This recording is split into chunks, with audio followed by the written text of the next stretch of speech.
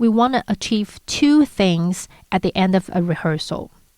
Number one, some things are better at the end of the rehearsal than the beginning. And number two, the musicians want to come back for more. I'm a strong believer that you must first try to show what you want through your conducting. If this isn't working by the second time, then you can maybe talk about the problem verbally. Don't talk when they are still playing. Speak loudly and project to the back of the section.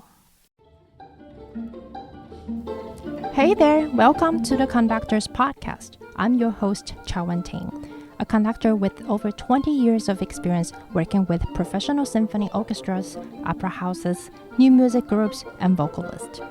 I'm also founder of Girls Who Conduct and have mentored hundreds of conductors from across the globe. I created the Conductors Podcast to share all the behind-the-scenes secrets with you while I interview conductors, musicians, and business gurus from around the world.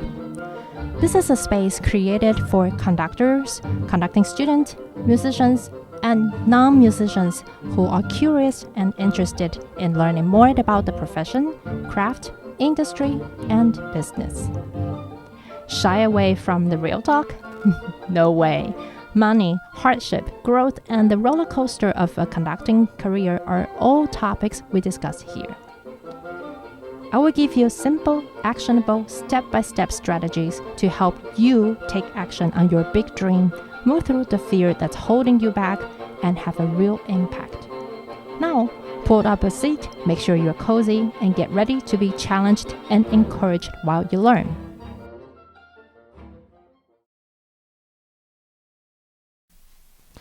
Hi there, welcome to another episode of the Conductors Podcast.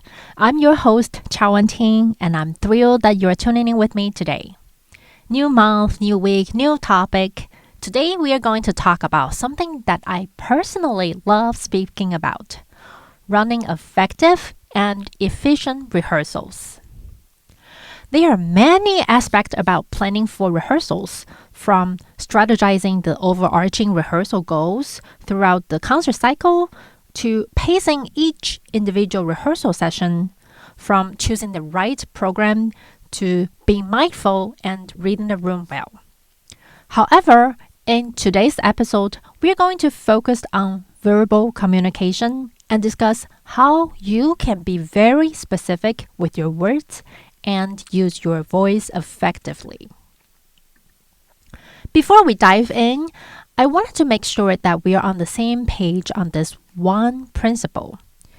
If you can show it, don't say it. I'm a strong believer that you must first try to show what you want through your conducting. If this isn't working by the second time, then you can maybe talk about the problem verbally. Don't start talking to your musicians right away when you don't achieve the musical goal the first time. I know this is hard because I also make this very mistake when I don't get something out of my musicians the first time. I often just assume that I didn't show what I wanted clearly and then consequently change my conducting. So one example, if I do an accelerando which was not effective in the first reading or two, I would immediately think that, whoops, I did something wrong. Either it was too fast too soon or I was not clear, etc. So I try to fix myself and change the way I conduct or change the pacing, which was actually more confusing for the ensemble because they might be like, okay, now we know what you're going after, so we'll work on it. But if I suddenly change what I was doing, then they had to change again. So this is something that I learned over time. If you don't get it, you should insist on showing it the way you wanted it. So coming back to what we were saying before, the fact is, if you don't get what you were showing the first or the second time, the fact is your musicians might still be getting used to your conducting if it's a new ensemble that you were just starting to work with. Or they might have missed the cue because they were focusing on solving other problems. A lot of times, many things will be fixed with the second run or on the second day even, once the musicians have a better understanding of the music and your ideas. So always first show it before you say it.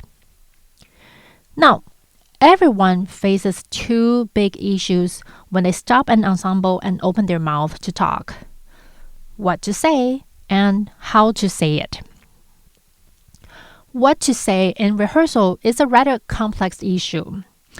Very often, when people don't know what to say, they either are not hearing the problems or they heard the problems but don't know how to address those issues to fix the problems.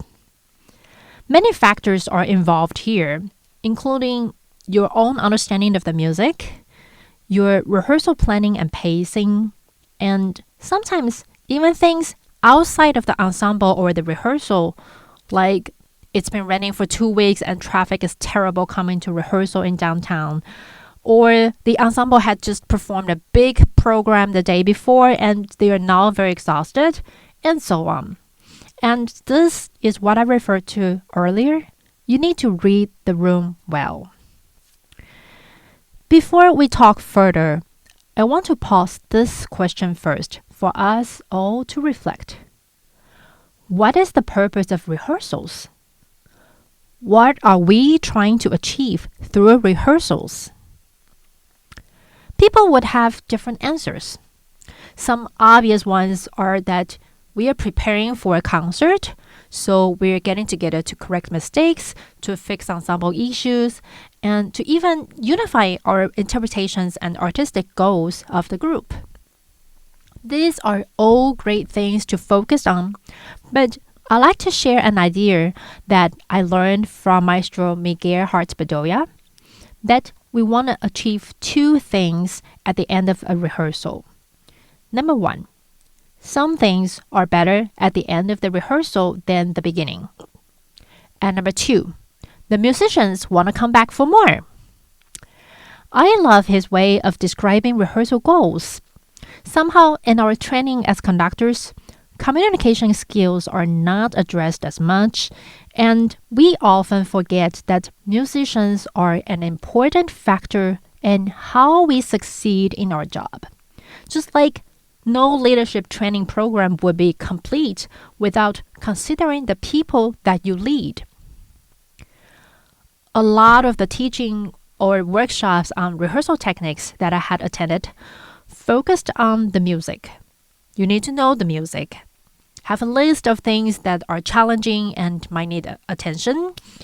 Have good ears to hear the run notes and run rhythm, and know how to transition from one section to the next, etc. But very often, we neglect the fact that it's equally, if not more, important that we engage and inspire the musicians in the process of working on the musical and artistic goals. After all, we all have heard the phrase, "It's not what you say, it's how you say it." So now we are diving into this part of how to say it. Let's focus on the delivery of verbal comment. When you have good things to tell your musicians, it's critical that you use your voice and deliver the comment in a way that captivates your musicians' attention. We all have been there when the musicians just completely zoom you out and stop paying attention to you, right? I have actually experienced it once with Sir Simon Rattle rehearsing the Berlin Philharmonic Orchestra. He stopped the ensemble and started telling the story of how Percy Grainger was composing these works and how he chose them. Man, that orchestra was obviously not engaged after Rattle continued to talk for more than 5, 10, 15 minutes. They really just wanted to play instead of listening to a lecture. Now, let's start with tips that will make your rehearsals more effective and efficient. Tip number 1, don't talk when they are still playing. So, this one sounds very basic. You'll be surprised how many people miss the very, very basic rules, and it only shows careless personality and sloppy work. In any case, whether grammatical mistakes in a cover letter, a typo of the composer's name in your conducting video, or here in this case, when you're working with an ensemble for the first time and you stop and are going to give your first comment and they can't hear you, it's not a good first impression and it's not professional. Another reason why I wanted to bring this up as the very first tip is because this is a very easy fix. There will be musicians who continue to play a bit longer when you stop. And there will be people who start talking right away once the conductor stops the ensemble. All you have to do is to wait until it's completely silent before you speak. Trust me, as long as you are consistent, after 2 or even 3 times of repetition, the ensemble will learn that this is the way you run rehearsals, and they will actually respect this as your comment will be clearly delivered and heard. Tip number 2. Speak loudly and project to the back of the section. This is also basic, but something many conductors fail to do. Recall your rehearsal. How many times your brass raised their hands and asked, "Where we were starting?" Especially if you are rehearsing behind a mask, you might feel like you're almost yelling at people, but in fact, you are just loud enough to be heard. If you video record your own rehearsals, see if you can actually understand what you are saying. You will realize that most of the time we can be louder and projecting better, which also means that you should look at the musicians in the back section instead of looking down so that your voice is traveling to the back of the room. Tip number 3. Speak slowly and pay attention to your pauses. The next one is also quite basic, but it's related to our first tip as it has to do with the timing of our speech. Not only do you want to speak loud enough to project to the back of the ensemble, you want to make sure that you are not speaking too fast so your comment can be easily understood. Another trick is to pay attention to your pauses between instructions. You should time it so that the musicians can process what information was received and how they are feeling about it. Then give the next command. Listen to these examples. Wings, measure 384. Let's play softer and listen to each other. We were not together and it was way too loud. Or this one. Woodwings, 8 before rehearsal letter C, Chopin. Let's do it again and play softer so we can listen to each other. This art of using pauses to get listeners' attention is actually an old technique. This is one way you could crescendo, quotation marked, on a harpsichord. We know that you can't really change the volume of a harpsichord sound, so one technique of showing a certain musical element that was louder was to wait longer before playing it. This translates to the pacing of speech. When we actually hold a longer pause, the next thing we say sounds louder and gets more attention. Now I want to pause for a little bit and share something with you. I recently listened to a podcast episode with Roger Love, interviewed by Amy Porterfield on the topic of using your voice to improve your sales pitch.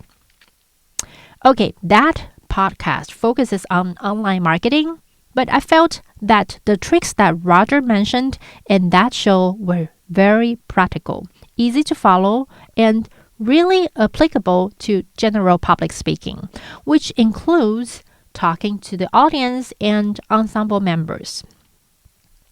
Roger Love is a voice and speech coach for many big name celebrities like Jennifer Lawrence, Tony Robbins, Bradley Cooper, and so on. I'm going to link that show in our show note, chaoandting.com/19, so you can check it out.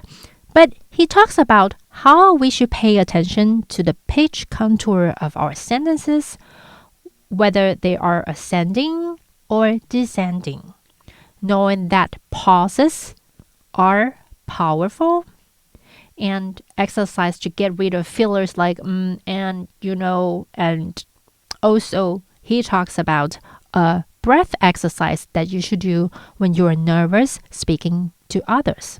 Or tip number 4, only focus on 2 things at a time. The sandwich technique is something that I started doing in each individual rehearsal, that I always start with something that is a bit easier, then move to something hard, then back to easy. So easy, hard, easy. When you start the rehearsal, you can engage the musicians and warm up the ensemble by letting them play for a while. Or sometimes I start at the loudest and most exciting section instead of starting from the beginning. Then you work on harder stuff to fix things in more detail and close with something that is satisfying in a way that makes the musicians want to come back for more. But I've modified this with an idea from Dr. Cynthia Johnson Turner, now Dean of the Faculty of Music at Wilfrid Laurier University in Canada. And she is also the longtime director of band at the Hugh Hodgson School of Music at the University of Georgia. When she gave rehearsal tips for the Girls Who Conduct Discovery Friday series, she said that you want to go large, small, and large in a rehearsal cycle. And in each individual rehearsal, that you provide a bigger picture of the music, move to smaller chunks, and don't forget to come back and provide this larger picture at some point towards the second half of the rehearsal cycle. So I combined this big, small, big method with the easy, hard, easy sandwich to mentally divide my rehearsals. Of course, sometimes the harder parts are more complicated than we expected, and we end a rehearsal without a chance to play through a section or play something that's easier. But I always would like to have this structure as the bone of my rehearsal planning, thinking that if I have a little time, even just 2 minutes, to play through something that is fun at the end, I would do that. The next thing that I mentioned earlier was fixing 2 things at a time.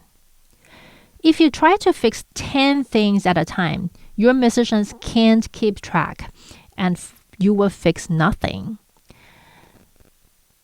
And stopping an ensemble to fix just one thing, unless it's a total rain track, will cause you to stop and talk all the time. So I usually start the music, then stop when I hear about 10 things that I want to change.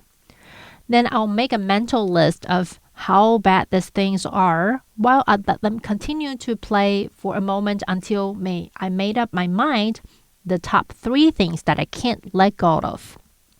Then, right before I stop the ensemble, I make a mental note of the first thing I'm going to rehearse in the order of who, where, and what. And then I stop. So this is our next tip. Use the format of who, where, what whenever you speak. Make sure that you wait until the ensemble is quiet and then say, woodwinds, rehearsal letter C, Chopin, more accent on the first note and sustain the half note. Strings, 4 bars before C, that have more crescendo going to the fortissimo section. And let's try it again from letter C. Something like that. So here you see what I meant by who, where, what, and demonstrating the previous work on 2 things at a time concept. You also just heard a tip that whenever I say a rehearsal mark, I always say rehearsal letter C or rehearsal number 4 to avoid the confusion of are you saying letter A or number 8 in a large room. I also follow my teacher Mark Gibson's recommendation to always add the name of a composer to the letter, such as C. Chopin, B. Beethoven, D. Dvorak, Debussy. These things might seem very trivial, but the clearer you can be and the less confusion you create, the better. It not only saves time and money when you are working with professional musicians, especially union members, but those details make you more professional and trustworthy. Now, tip number 6, use positive comment. The next suggestion actually comes from Professor Johannes Schlafly, professor for orchestral conducting at the Zurich University of the Arts and also the head of teaching at the Gstaad Menuhin Festival Conducting Academy. He teaches students to say softer instead of not too loud. Play on time instead of don't be late. In a sense, use positive comment instead of verbalizing what is undesired. I have also heard a similar suggestion as a parenting tip, that instead of don't run, you say walk please. I have to confess that personally, this is a hard one for me. I'm okay with saying play sooner instead of saying you're behind. But substituting don't rush with please keep a steady tempo just doesn't sit well with me. I often feel that the later comment doesn't really convey the problem. So what I learned is to really identify the triggering point contributing to that problem. For example, instead of just telling musicians, don't rush, or please play together, ask them very specifically what to change. Like, your 8th rest was a bit too short, so you came in slightly sooner than others. Or that you held the tight for too long. Or that you rushed through the last rest, causing you to land on the downbeat early. Be very specific about what you are commenting on and wanting people to change. This leads us to the next tip, to be very specific. But before we dive into the last but not least tip, let me share a story with you. One of my teachers was very particular about being respectful and polite to players. So instead of telling people they were late, we were trained to say, please play at the front of the beat. Once I was rehearsing with a more professional orchestra, and I told a brass player exactly the same thing, please play at the front of the beat. He didn't get it. I said it a second time. He still looked confused. So the third time I just shouted, that note was late. And he smiled and gave me a thumbs up. That was one of the most valuable lessons that I learned from players during rehearsal. They really just want simple and clear comment. If the comments are positive, even better. Now, being positive doesn't mean that you should lie or overly praise the ensemble when it's not the case. Some people have a habit of saying, okay, that's good, when stopping the ensemble. If it's not good, don't say it's good. The musicians know it. You can say, okay, that's getting better. If you have given some comments for them to change. Very often I would just say, okay, let's do some work. Please go to the beginning of the movement. I recently read about the same thing from a book, Wooden on Leadership, by the famous UCLA basketball coach John Wooden. In the book, Wooden gave examples to use instead of overly praising his players, such as That's the idea. Now you're getting it. Instead of, that's great. Additionally, a lot of the principles and examples that he discussed in the book about achieving group excellence and leadership skills can easily apply in our profession. I highly recommend the book, and of course, we'll include the link in the show note at chaowenting.com/number 19. Coming back to our rehearsals. Very often, I like to work backwards, starting from somewhere closer to where we've stopped to avoid everyone flipping pages to find the place. Again, these are very little things, but once you're working with union musicians in particular, every second counts. Or you could have rehearsals that are not even enough time to get through the music itself. This happens more in opera though. When you have a 3-hour rehearsal including a break, the actual rehearsal time is not even enough for you to do a full run-through of the opera sometimes when it's a long piece. In that case, knowing how to save every second and be very specific and efficient will serve you well. Now, let's walk through the process in rehearsal. With professional groups, I try to keep the announcement and or greetings very brief and just say something like, "Good morning," that start with Mozart from the beginning. Instead of introducing myself for a minute or two, as I think the best way for us to get to know each other between me and the musicians is through music making than me telling them my achievement or my philosophy, right? So remember the sandwich technique. Let them play through 2-3 minutes before you stop for the first time. No one wants to be stopped after 3 measures or for 10 times, right? Even with student groups, after I heard about 10 things that I want to correct, I still let them play a minute or two just to have a better musical flow. While the ensemble continues to play, I'm very quickly identifying about 3 things that I want to change. 3 things that I can't let go of before the end of today's rehearsal. And I'm going to pick the first thing I want to rehearse right when I stop. Before I stop the ensemble, I'm going to memorize that spot in the order of who, where, what, such as woodwinds rehearsal letter E, play the pickup notes sooner.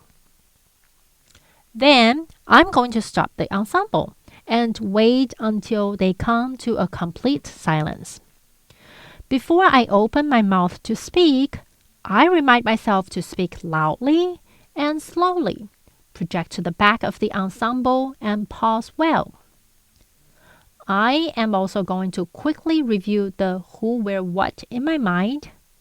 I know all these activities sound like they might take a million years, but trust me, it's only a few seconds when they are getting quiet. When I speak, I'm going to follow what I prepared. Woodwind, rehearsal letter E like Elgar. Play the pickup notes sooner so we can be more together. Let's try it again. It can sound awfully formal and perhaps even a bit pretentious. But trust me, the more you practice it, the more natural you will get and the more efficient you become. It might be hard when you're just starting to explore this type of comment delivery, so just commit yourself to following this method for the very first comment that you make verbally to your ensemble. Over time, you will become much more aware of how you speak to musicians and start picking up your own mistakes or making tweaks to suit yourself better. Okay, I know this is a lot of information to take in, and if you only remember one thing from today's episode, please try to only speak when the ensemble is completely quiet. Don't talk while they are still playing or if they are talking. This is a really easy fix and only takes 10 seconds of awareness, but makes a huge impact.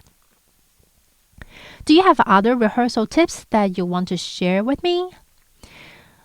I would like to encourage you to check out the Discovery Friday series by Girls Who Conduct if you haven't already. And as always, I love to hear from you. You can tag me on social media. I'm at Ting Chaowen on Instagram or Chaowen Ting Conductor on Facebook. If you post something, don't forget to use the hashtag The Conductors Podcast. And you can also email me at theconductorspodcast, one word, at gmail.com. As always, if you are loving this show, please don't forget to subscribe and leave a review. This will be the greatest encouragement for me. Okay, I'll see you next week at the same time, same place. Bye for now.